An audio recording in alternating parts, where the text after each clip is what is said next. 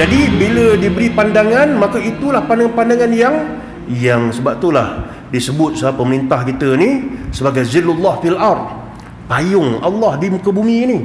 Sebab mereka memerintah. Tengok bila diambil angkat sumpah jawatan tu, bersumpah dengan nama Allah Subhanahu wa taala. Bukan sumpah pirambi, wallah. Pirambi macam tiga kan. Mana sumpah yang betul? Wallah, abang sumpah wallah. Pirambi ajar kita suruh kaji sumpah yang dia buat tu. Bila sebut sumpah, maka tak dianggap sumpah. Nah, itu sekadar kalimat, kalau dia langgar bohong nama dia. Tapi tak kena apa ni, kifarah sumpah pun. Sumpah yang sebenarnya bukan wallah, tapi wallahi, tallahi, billahi. Jadi kalau ada orang sumpah wallah, tu betul, tak betul tu. Tu sengaja ada benda kelepet dah tu. Tapi kalau sebut wallahi, tu betul. Dia ada kalimat qasam, Allah dalam jalalah ada huruf-huruf qasam, waw, ta, ba, lam, wallahi, tallahi, billahi, lillahi, dan hujung tadi mesti hi, kasrah fil akhirih, barulah dinamakan sebagai sumpah, tuan-tuan. Jadi sebab itulah pemerintah ni ada kuasa besar yang diberikan oleh Allah Subhanahu taala. Tadi hakim, tadi iza istada mustahid. Ada hadis lainnya hampir sama, iaitu iza hakamal hakimu iza asaba falahu ajran wa iza akhta'a falahu ajrun wahidah. Jadi dalam mengemukakan satu hukum, satu tindakan, dua pihak. Pertama pihak hakim, pemerintah, yang kedua pihak mustahid. Mustahid ni orang hebat, mufti apa semua, dia seorang yang layak untuk berijtihad. Jadi dua pihak ni, pemerintah dengan mufti dengan ulama yang hebat ini, maka mereka diberikan hak oleh Allah Subhanahu taala melalui lidah Rasulullah bagi tahu, idza hakamal hakimu, bila seorang pemerintah telah menetapkan suatu arahan, maka iza asaba, kalau arahan tu betul, 2 pahala je dapat. Arahan tu tak betul, arahan tu silap. Bukan tak betul, arahan tu silap. Iza akhta'a, sekiranya silap, maka sebelum silap itu dia telah mengeluarkan kehebatan dia dalam berfatwa, dia telah mengeluarkan kehebatan dalam pentadbiran dengan mengambil pandangan pelbagai pihak. Maka dengan mengambil pelbagai implikasi, maka barulah dikeluarkan pandangan. Tiba-tiba salah pandangan tu, maka dia tetap dapat 1 pahala lagi. Itu kelebihan pada pemerintah ni, dia ada kuasa. Itu yang disebut dalam kaedah-kaedah fiqh, tasarruful imam ala ra'iyatihi manutu bil maslahah. Satu kaedah yang diberikan dalam siasat syariah, benda yang besar diberikan hak. Tadi hadis bagi tahu. Kemudian kaedah juga menguatkan lagi dengan hak yang diberikan kepada pemerintah. Tasarruful imam. Imam iaitu pemerintah, tasarruf dalam pentadbiran dia ala ra'iyatihi, ke atas rakyat dia, manutu bil maslahah, hendaklah dia memikirkan kepentingan rakyat. Kepentingan rakyat yang banyak apa dia? Kepentingan melibatkan jaga agama. Nak jaga agama, maka dibuat agak ketat. Kenapa pasal malam tak ketat, tiba-tiba buat surau ketat? Biarlah surau tu ketat sebab surau tempat yang terbaik. Surau tempat yang terbaik, dan tu hak dia. Dia nak bagi surau lambat, pasal malam cepat, itu hak dia.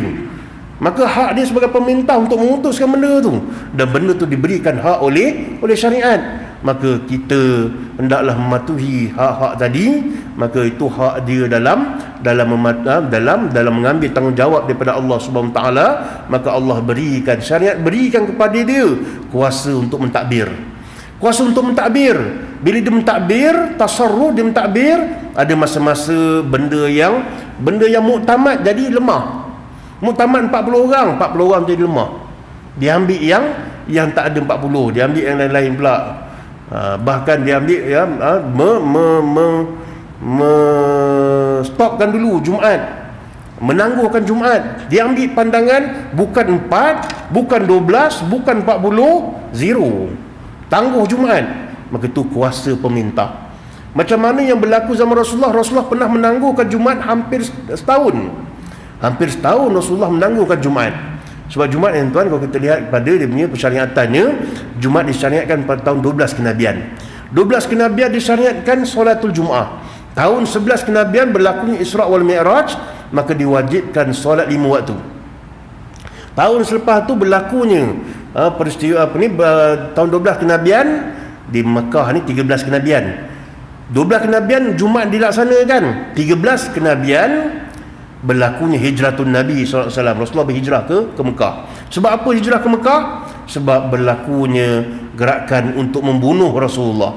Bermaksud tahun 13 kenabian tu keadaan yang sangat meruncing, yang sampai tahap orang nak bunuh Rasulullah. Sebab apa? 11 kenabian tu orang yang menjaga Rasulullah tak ada dah.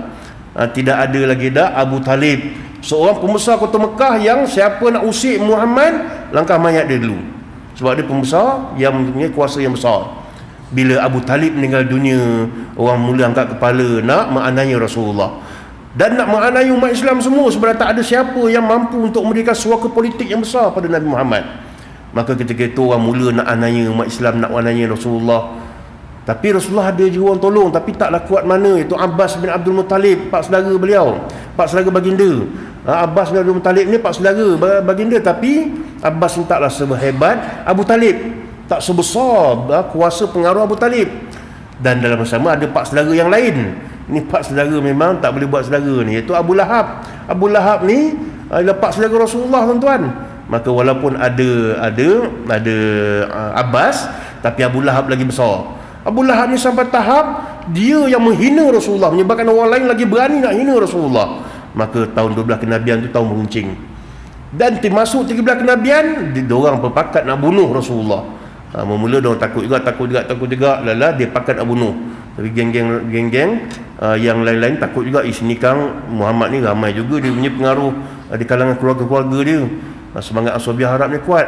Kalau satu kabilah kena bunuh, kabilah lain akan kabilah dia akan bangkit bela dia walaupun dia salah. Bagi diorang tu Nabi Muhammad tu salah lah. Tapi bila telah dibuat perjanjian di Saqifah Bani Sa'idah, bincang mengatakan kita akan bunuh juga Muhammad. Dengan setiap orang datang menghantar wakil, kita bunuh ramai-ramai Muhammad ni. Maka bermulalah operasi nak bunuh Rasulullah. Tahun 13 kenabian Rasulullah berhijrah ke Madinatul Munawwarah. Jadi berhijrah Madinah sebab apa? Dah ada orang dah menunggu di Madinah tu. Waktu sebelum hijrah tu ada 72 orang datang bertemu Rasulullah, termasuk wanita, membuat bai'atul Aqabah yang pertama dan mengajak Rasulullah. Bai'atul Aqabah pertama 12 orang. Kemudian datang setahun lepas tu bai'atul Aqabah yang kedua tahun 13 kenabian, datang 72 orang masuk Islam termasuk wanita, meminta Rasulullah datanglah ke Madinah, memimpin kami.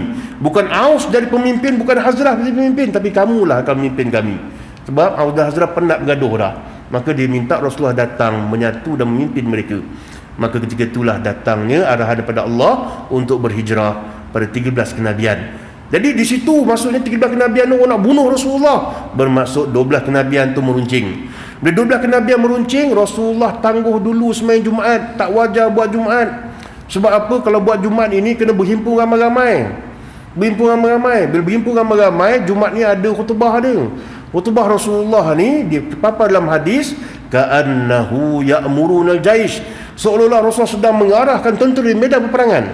Maksudnya tegas, suara yang tegas, suara yang kuat, tegas.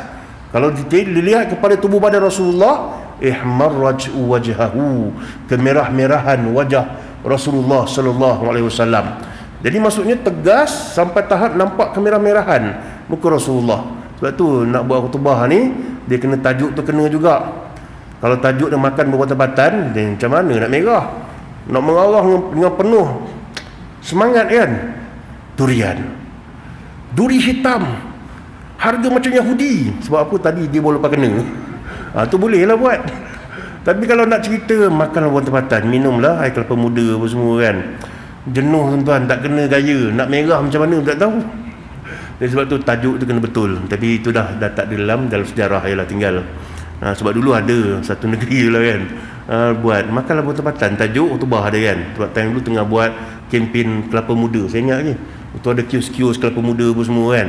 Time tu bukan sekadar dalam TV je, air kelapa muda enak, sangat enak kalau diminum, tu lagu dia kan.